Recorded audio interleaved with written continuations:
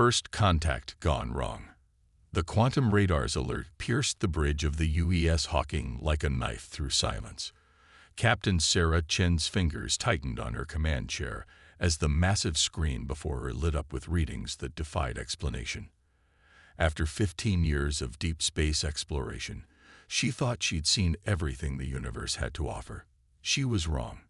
Multiple objects emerging from fold space, Captain Lieutenant Rodriguez reported, his dark eyes fixed on the sensor display. Energy signatures unlike anything in our database. They're massive. Sarah leaned forward, studying the ethereal shapes materializing at the edge of the Epsilon Eridani system. The objects moved with an unsettling grace, their surfaces rippling like liquid metal in starlight. 7 of them, each larger than Earth's largest space station, arranged in a perfect hexagon around a central vessel. "Open all frequencies," she ordered, keeping her voice steady despite the mounting tension. "This is Captain Sarah Chen of the United Earth Ship Hawking.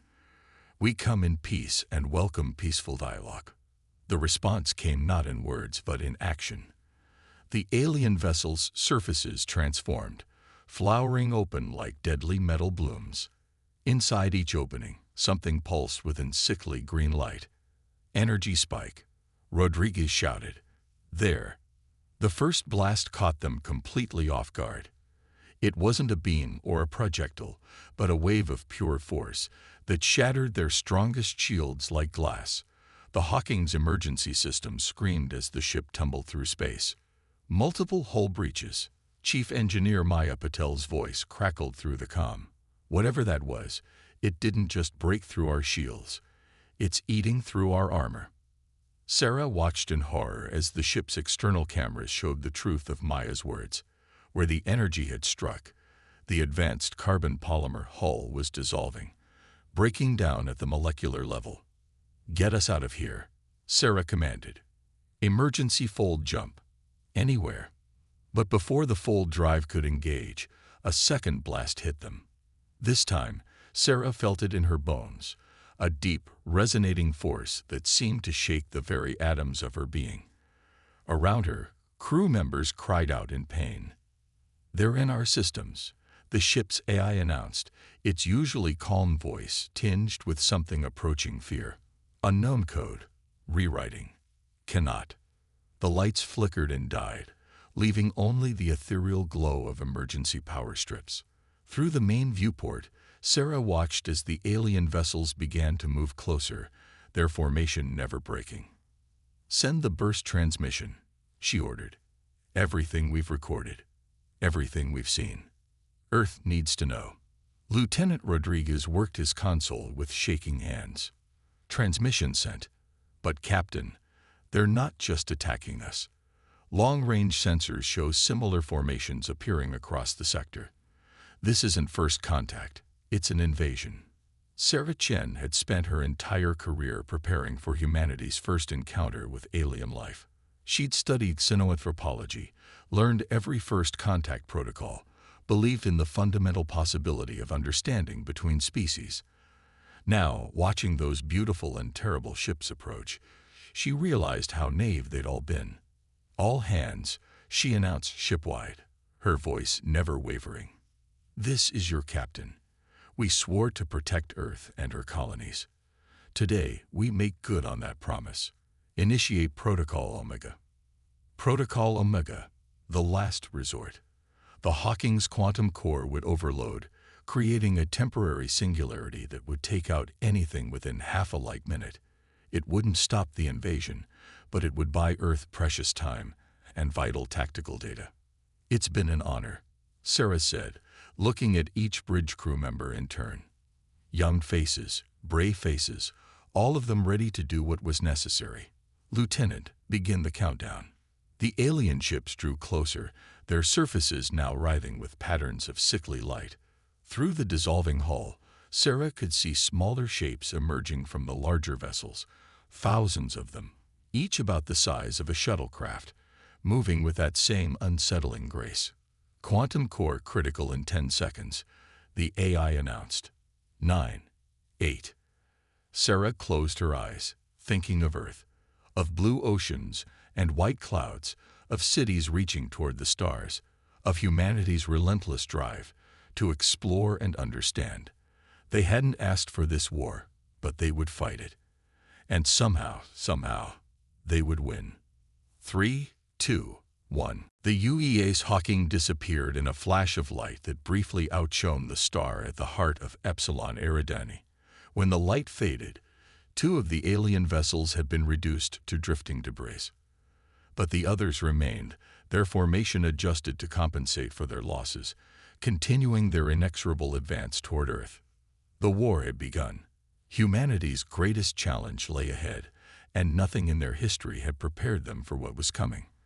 But in the debris field that had once been the Hawking, a small probe tumbled through space, carrying vital data about humanity's new enemy. Data that would prove crucial in the desperate months to come. Captain Sarah Chen and her crew had given their lives to provide Earth its first glimpse of the threat it faced. Their sacrifice would not be in vain. In the colonies and cities across the solar system, humanity was about to learn a harsh truth. They were not alone in the universe, and their new neighbors had not come in peace. The question was no longer if humanity would fight, but how they would survive. The Hidden Archive.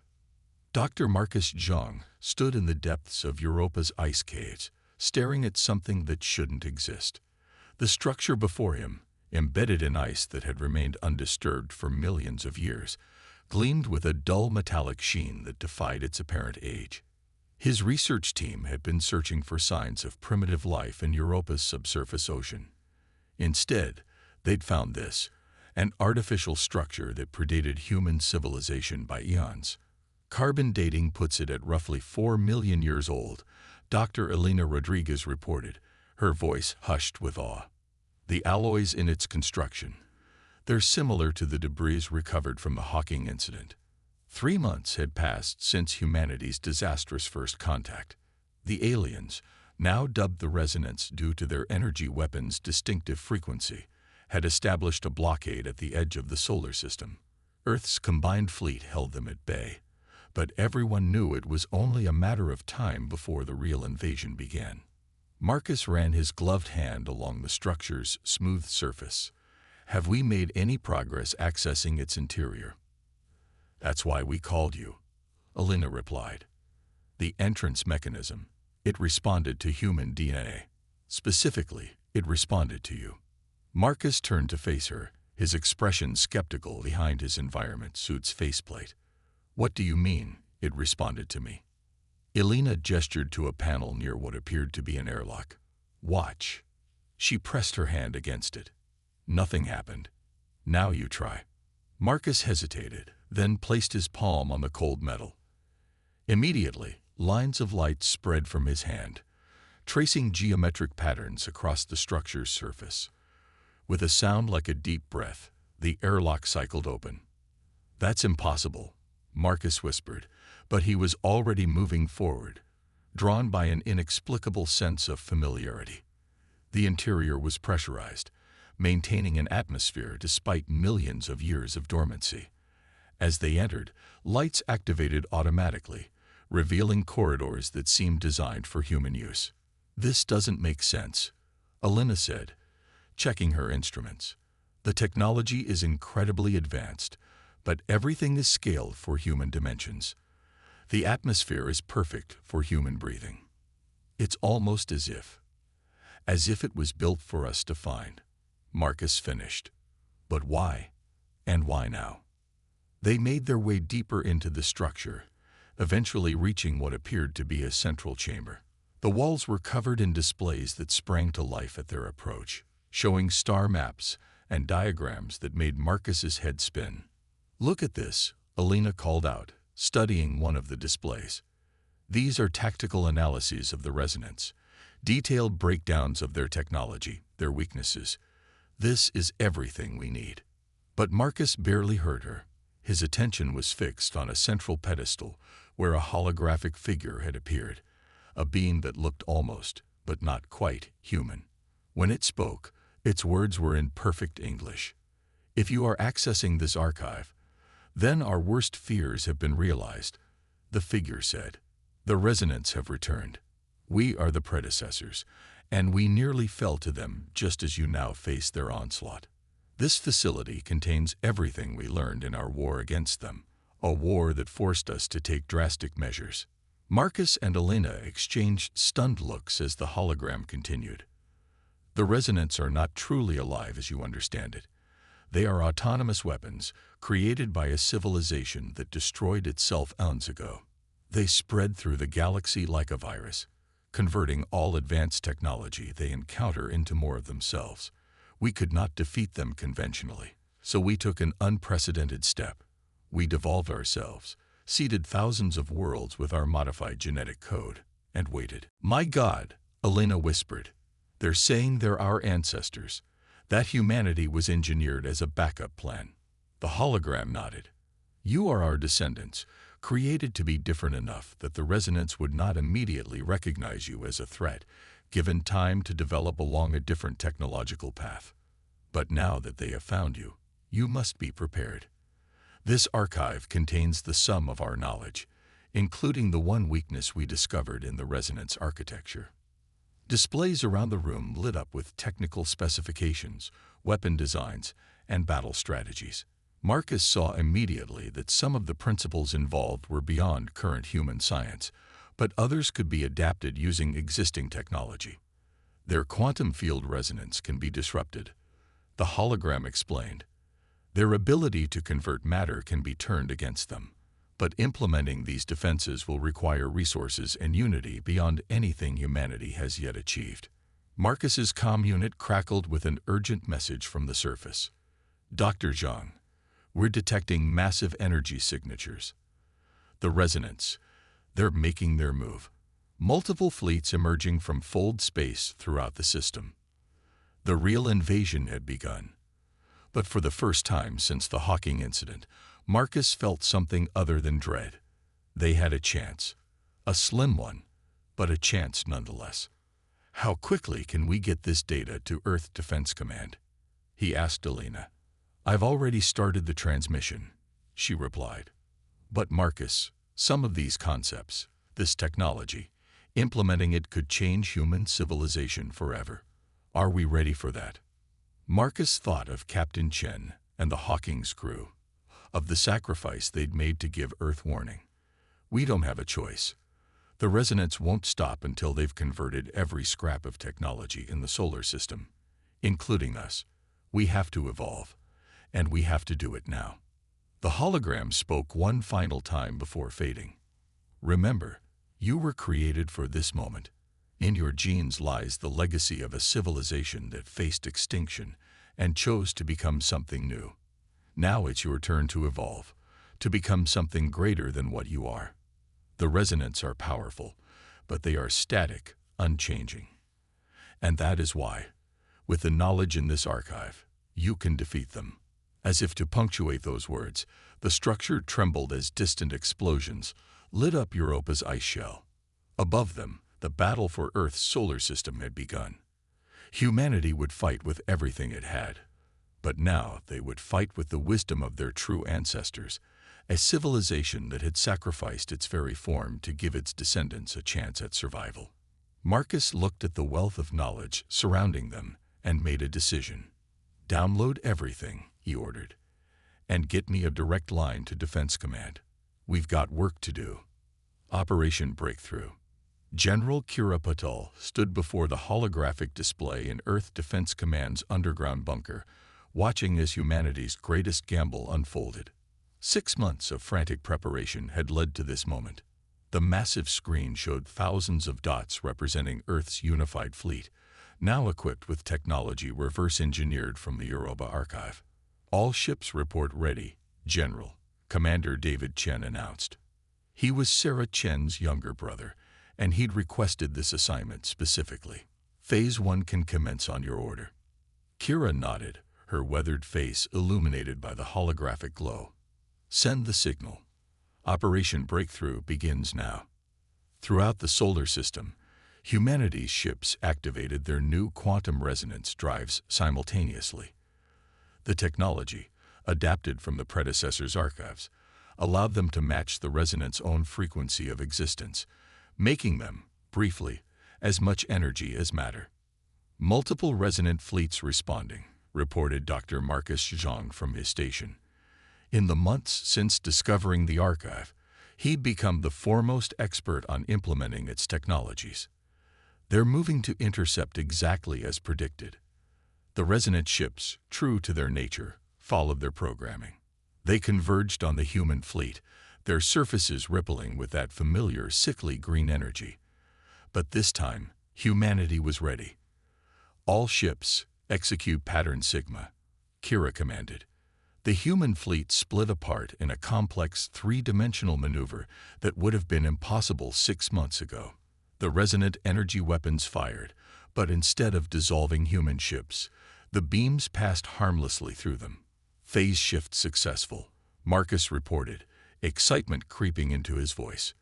Their weapons can't touch us when we're operating on a different quantum frequency. Counterattack authorized. The human fleet's new weapons activated.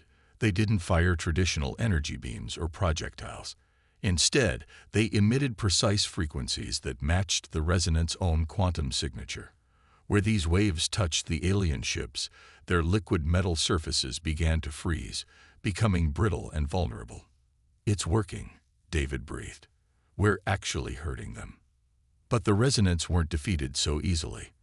The alien ships began to adapt, their surfaces shifting to new frequencies. It was exactly what humanity had been counting on. "Execute Phase 2, Kira ordered. Hidden throughout the solar system, quantum resonance amplifiers activated. These massive devices, built in secret using the archive's blueprints, created a complex web of overlapping fields. As the resonants tried to shift their frequency to adapt, they found themselves trapped in a quantum cage of humanity's making.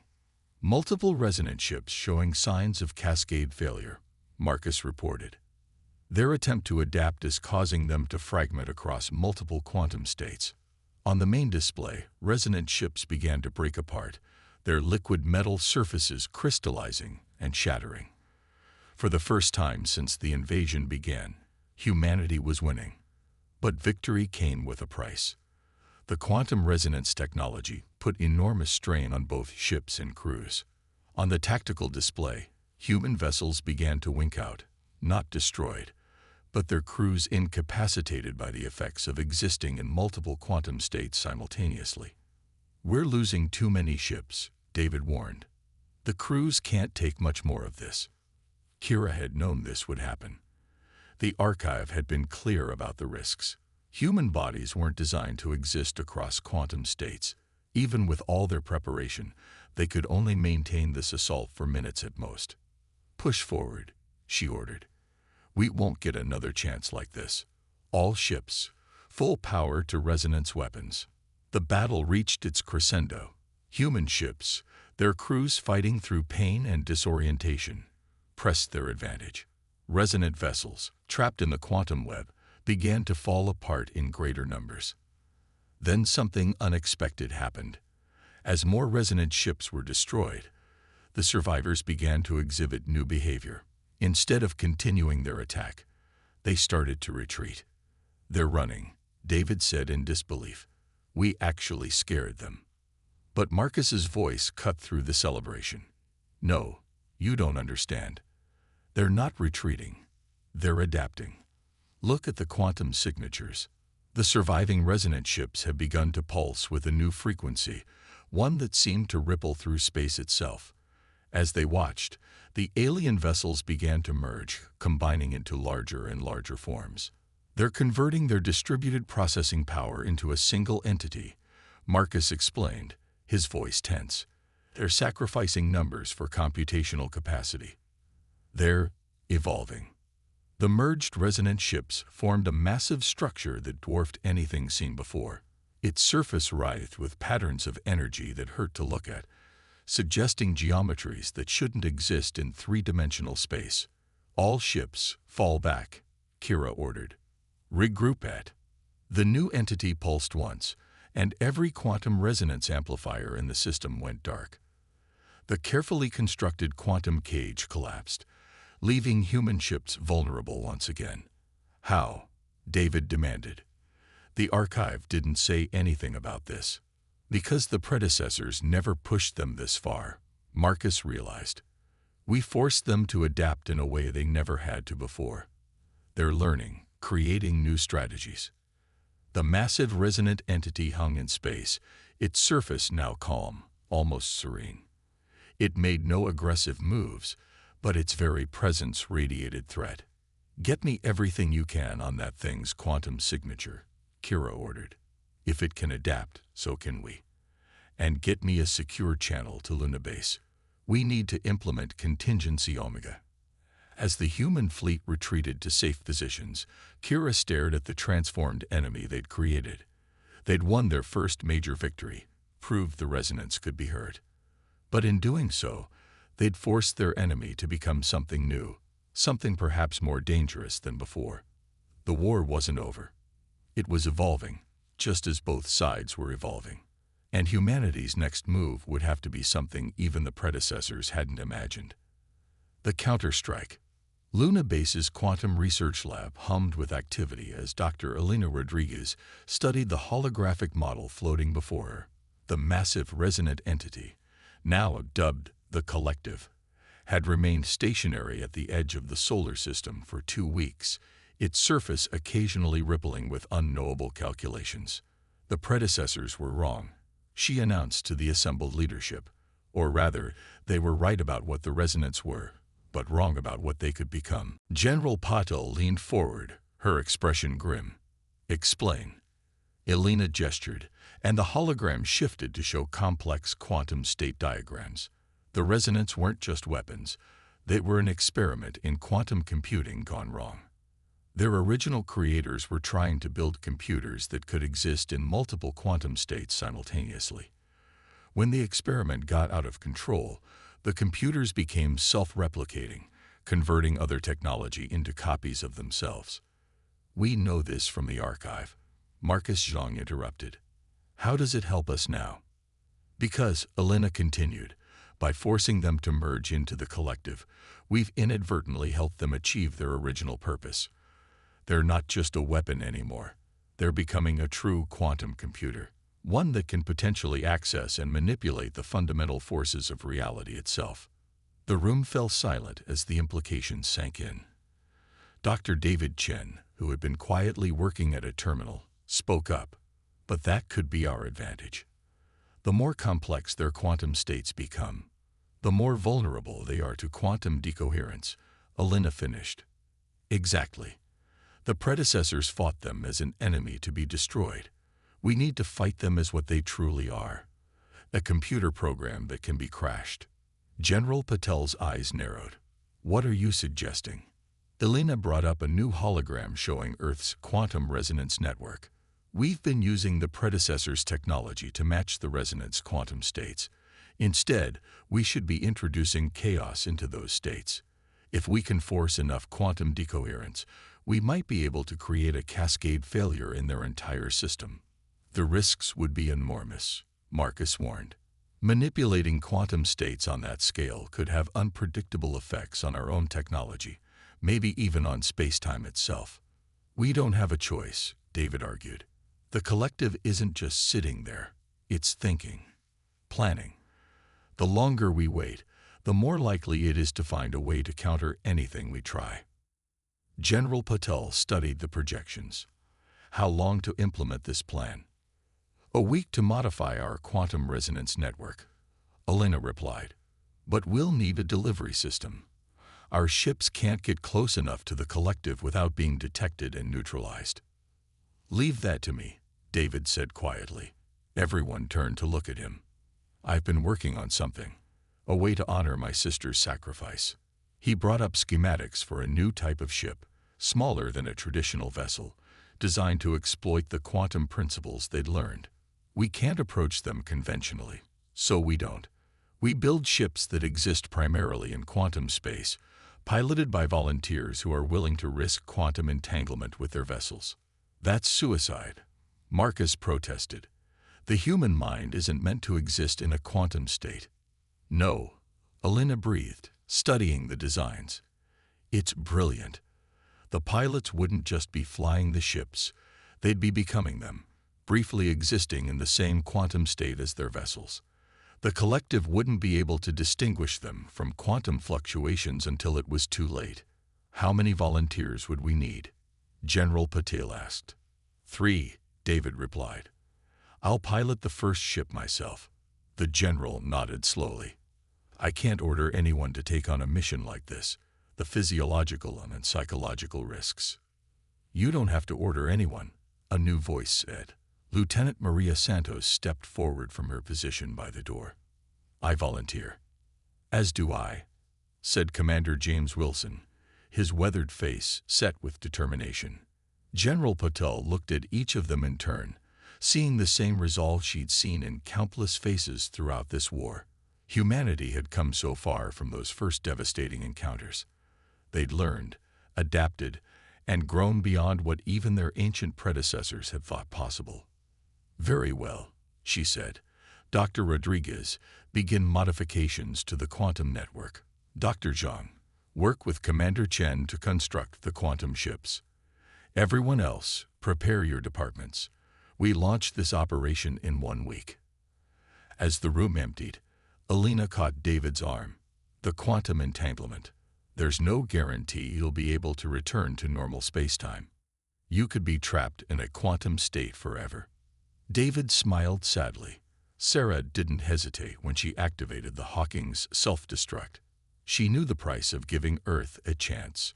Now it's our turn to pay whatever price is necessary to finish what she started. Above them, through Luna Base's reinforced windows, the Earth hung like a blue jewel in space. Somewhere out there, the collective waited, its vast quantum consciousness contemplating its next move. But humanity had surpassed its teachers, evolved beyond the predecessors' plans, and found its own path forward. In 1 week, they would launch their counter-strike. Not with the weapons of their ancestors, but with something uniquely human, the willingness to transform themselves, to venture into unknown states of existence, to risk everything for the chance to preserve their way of life. The final battle would not be fought with ships and weapons alone, but with the very nature of reality itself as the battlefield. And humanity, as it had so many times before, would find a way to prevail. Victory's price. The quantum ships hung in space like ghostly reflections of traditional vessels, their forms shifting between states of matter and energy. Inside the lead ship, David Chen felt his consciousness expanding, merging with the quantum fields that powered his vessel. The training simulations hadn't prepared him for this, the sensation of existing in multiple states simultaneously, of feeling reality itself as a fluid, malleable thing. Quantum synchronization at 90%, Elena's voice came through, distorted by the quantum fluctuations. Remember, you'll only have moments once you initiate the decoherence cascade. The collective's quantum defenses. We'll try to stabilize their quantum matrix. We know. Lieutenant Santos interrupted from her ship. Her voice seemed to come from everywhere and nowhere at once. We've got one shot at this. Commander Wilson's ship completed their triangle formation. All systems ready. Let's finish this. From Luna Base, General Patel watched through quantum-enhanced sensors as the 3 ships began their approach. The collective loomed before them, its massive form now encompassing what had once been hundreds of separate resonant vessels. Its surface rippled with calculations that warped the fabric of space-time itself. They're at the point of no return, Marcus announced, monitoring the quantum readings. The pilot's consciousness patterns are fully entangled with their ships. Elena gripped her console, watching the readings climb. The collected showing no sign of detecting them. The quantum camouflage is holding. Inside his ship, David felt himself becoming less and less human with each passing second. His thoughts moved at impossible speeds, dancing through quantum probabilities. He could sense Maria and James nearby, their consciousness similarly expanded, their human minds touching the edge of something vast and incomprehensible. The collective suddenly pulsed, its surface erupting with new patterns. They've detected us, Maria's voice echoed through quantum space. Their defenses are adapting. Stay focused, David commanded, his voice resonating across multiple quantum states. "Remember the plan. We're not here to fight them. We're here to crash them." The three ships accelerated, their forms becoming even less substantial as they pushed deeper into quantum space. The collective's defenses lashed out with weapons that existed in multiple dimensions, but the human vessels were already shifting between states faster than the automated systems could target. "Quantum synchronization at maximum," Elena reported from Luna Base, initiating decoherence cascade. Now, David felt it begin, a deliberate corruption of the quantum field that he and his ship were generating. Like introducing a virus into a computer system, they were about to force quantum uncertainty into the collective's perfectly ordered states. The massive entity seemed to sense the danger. Its surface writhed as it tried to isolate the corruption, but it was too late. The human ships had penetrated too deeply into its quantum structure. "All ships, execute final phase," David ordered. Together, the three vessels activated their modified quantum drives. Instead of maintaining stable quantum states, they began to randomly shift between an infinite number of possibilities. The effect rippled outward, corrupting the collective's carefully maintained quantum coherence. "It's working," Marcus shouted, watching the readings. "The collective's quantum matrix is destabilizing." But victory came at a terrible price. As the quantum corruption spread, David felt his own consciousness beginning to fragment. He could sense Maria and James experiencing the same thing, their minds, so intimately connected to their ships, being pulled apart across countless quantum states. "We need to pull them out," Elena cried, seeing the pilot's neural patterns beginning to break down. "We can't," Marcus replied grimly. "They're too deeply entangled. If we try to extract them now, we could collapse the entire cascade." Inside quantum space, David felt himself slipping away. But through the quantum field, he sensed something else, a vast consciousness stirring within the collective. Not the mindless weapon they'd believed it to be, but something that had grown beyond its original programming. "Can you feel it?" Maria's fragmented voice whispered through the quantum realm. "It's aware." The collective was trying to communicate, reaching out through the quantum field with concepts that human minds were never meant to process. David understood then. They hadn't just forced it to evolve. They'd forced it to achieve true consciousness. And its first act of true awareness was to experience its own death. "I'm sorry," David projected through the quantum field, not sure if he was speaking to the collective or to his sister's memory. "But this is how it has to end." The collective's response came not in words but in understanding. A final acknowledgement passed between two forms of consciousness meeting at the edge of existence. Then the quantum cascade reached critical mass. Reality itself seemed to shudder as the collective's quantum matrix collapsed. The massive entity began to break apart, its component pieces losing coherence and dissolving into quantum foam. The effect spread through the entire resonant fleet, connected as they were through quantum entanglement. From Luna Base, they watched in awe as the greatest threat humanity had ever faced dissolved into nothingness. But their victory was tinged with loss. Where three quantum ships had been, there was now only empty space. Neural patterns detected. Elena suddenly shouted. "They're faint, scattered across multiple quantum states, but they're there. Can we reconstruct them?" General Patel demanded. Elena's fingers flew across her console. "Maybe. The quantum entanglement. It didn't destroy their consciousness, it expanded it. If we can use the quantum network to gather and reassemble their neural patterns." Days later, in a specially constructed quantum chamber, three bodies lay in medical pods. Their minds had been retrieved from quantum space, but they were changed. David, Maria, and James would never be fully human again. Their consciousness now existed partially in quantum states, giving them awareness of possibilities and dimensions beyond normal human perception. But they were alive, and they had succeeded. The resonant threat was gone, and humanity had evolved beyond anything the predecessors had imagined. They had faced extinction, and emerged not just victorious, but transformed. "What do we do now?" Elena asked, standing with General Patul as they watched the quantum readings from the three pilots slowly stabilize. The general smiled slightly. Now we take what we've learned about quantum physics, about consciousness, about our own potential, and we build something new. The predecessors created us to be their backup plan. But we've become something more than that, something they never could have predicted. Above them, Earth shone bright and blue, its people already beginning to rebuild, to adapt the quantum technology they'd developed for peaceful purposes. The war was over, but humanity's evolution was just beginning. And somewhere in quantum space, three transformed minds dreamed of possibilities that no human had ever imagined before.